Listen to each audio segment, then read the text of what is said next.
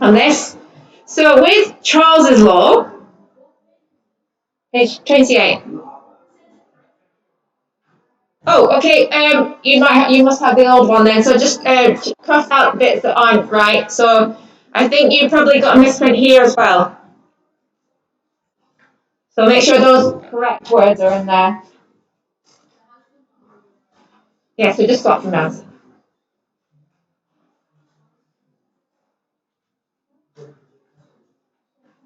Okay. Sorry, I didn't realize you had an older version of this booklet.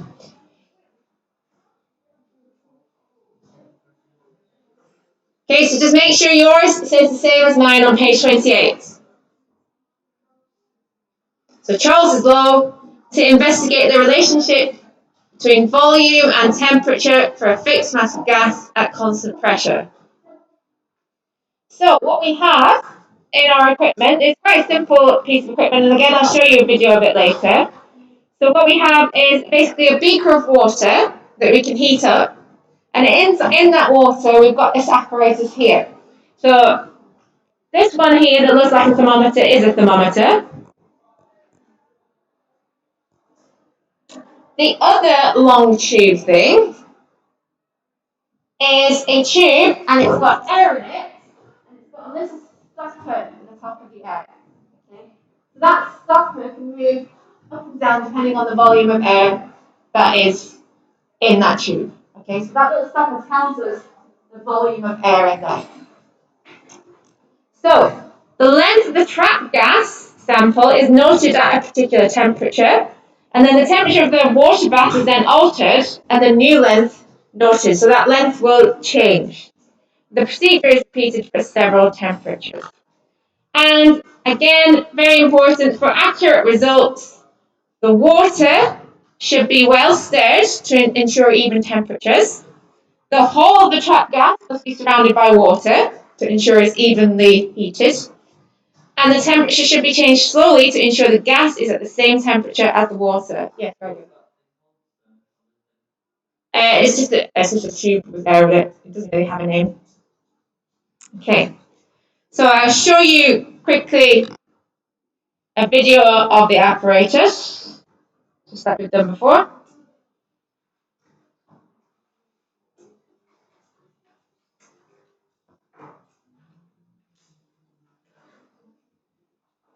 So you've got big water with Bunsen burner under, ready to heat it, and this is the apparatus. Basically, it's a little tube there. I'll show it again in a second. With a little stopper in it.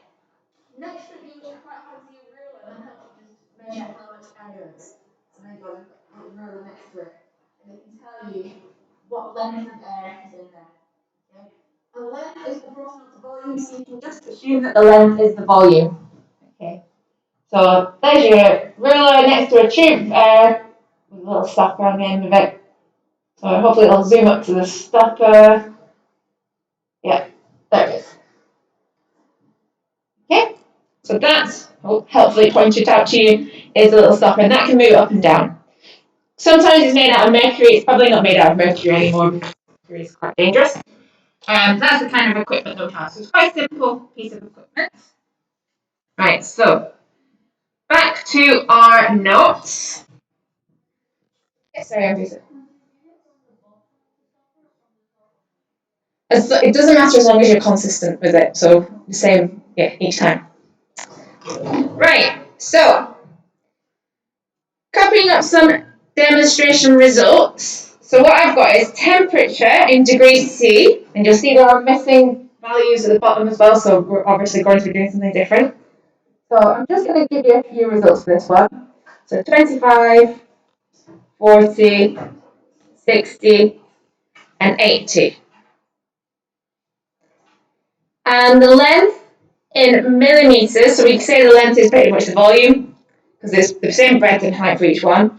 So that one's 99. That's 102. That's 112. And that's 118.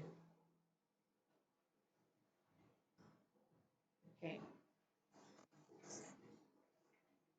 So remember last time when we did the pressure law, and it was also all the results would be bunched up in a small area on the graph. Well, same would happen if you plotted these results with degree C and volume. So at the top of this page, if you plotted that, you would end up with a line sort of very slightly sloping upwards. But if you continue that down, you find it crosses over at that magical number again, with minus 273 degrees C. Doesn't matter if it doesn't reach that, you can just cross it out and put it where you got it. So it should be a straight line rather than my slightly curvy line.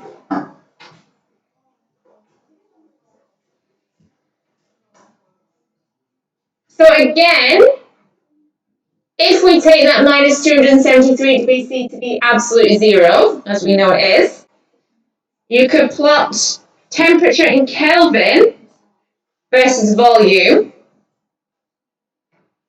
as a straight line through the origin.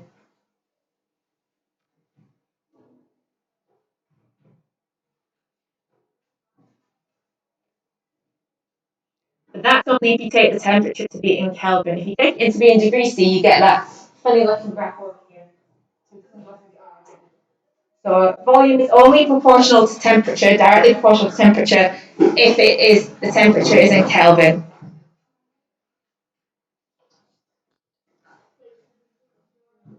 Sorry? Yes, this one does, bottom one does, yeah.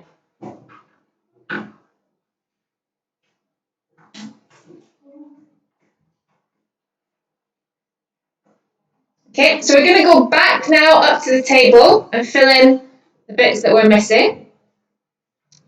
I'll just leave that up a second. If you want, the next row down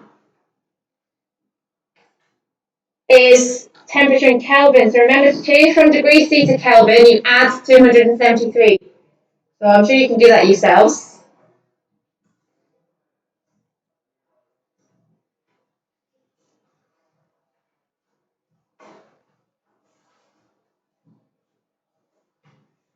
So 25 plus 273 is 298. 40 plus 273 is 313. 60, 333. And 80 is 353. Yeah.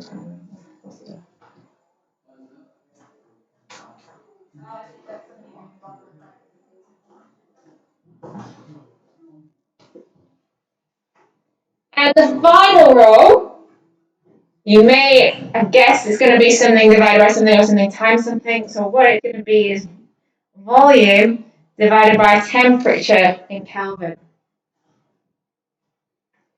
Okay, so volume divided by temperature for each one. And that should be roundabout constant. I think it comes to something like that, this, 0.33 or 0.32. So we've got another one of those constants. So V over T is constant.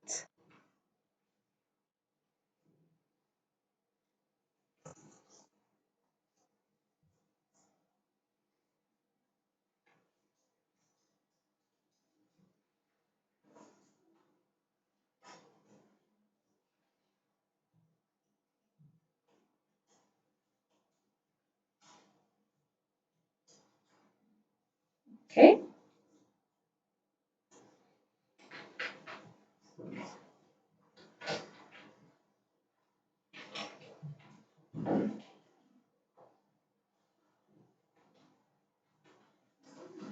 So remember, we've had P times V is constant for the Boyle's law. We've had P divided by T is constant for pressure law.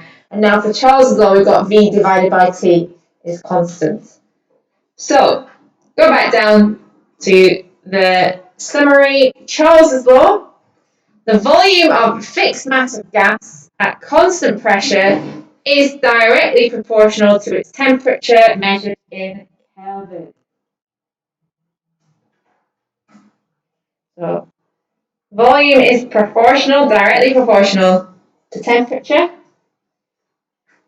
V1, the equation for Charles's law is V1 over T1 equals V2 over T2. So initial volume divided by initial temperature in Kelvin equals final volume divided by final temperature in Kelvin, where mass and pressure are constant and the temperature is in Kelvin. So just to remind ourselves, V over T is constant. If you're given any data, you'd have to do V divided by T each time. So an example, nicely already written out for us, so you guys don't need to copy it out. 400 centimeters cubed of air, so volume, is at a temperature of 20 degrees C. The temperature but in degrees C. At what temperature will the volume be 500 centimeters cubed if the air pressure does not change? So pressure is constant, we're just looking at volume and temperature. So we're going V1 over T1 equals V2 over T2. So initial volume is 400. Initial temperature is 20 degrees C, but we need to change it into Kelvin, so we add 273. So 293 equals the final volume, which is 500, divided by the final temperature. Okay. Now, what I would do for this is if we're finding a temperature, to make it easier to rearrange, if you're happy with rearranging that, that's fine. But what I would do, and I was saying this to Jamie the other day, is you can rewrite that, and it's exactly the same thing. You can flip them both over. So that makes, to me, that makes things a little bit easier to rearrange, because T1, 293, divided by V1, which is 400, equals T2 divided by V2, which is 500. Okay, so to me that looks, the way that my brain works, to me that's easy. Work that out and then just times it by 500 to get T2 on its own. But you end up with T2 being 366 Kelvin. Then, because the question gives your temperature in degrees C, you should change it back to degrees C. Okay. So you can flip over the equations. That's absolutely fine, as long as you flip both sides over. If you only flip one side over, it's the wrong equation. It's not going to work. Right. I want you guys to have a go at some of these Charles's law questions. So Charles's law is on page 19 of your question booklet. We'll do that later. Oh yeah, sorry. Yeah, thank you very much for reminding me. Yeah, Gregor reminded me the relevant part of the kinetic theory is the bottom one. So again, it's a learning one. So as the temperature of the gas increases, the average kinetic energy and average speed of the particles increases. So this leads to more frequent and violent collisions, giving a larger force on the container walls. If the pressure is to remain constant, then the particles must be made to collide less frequently. The area of the container walls must increase to compensate. If the area of the container walls increases, then the volume of the container increases. Okay? So if you think about it as well, if you increase the temperature, they've got more energy, so the volume, they basically push out more, the volume, they take up more volume. Okay. Right, yeah, page 19 is on Charles's law of your question booklet. Then if you finish those, you can go back and complete any of the questions you haven't completed from the previous gas laws.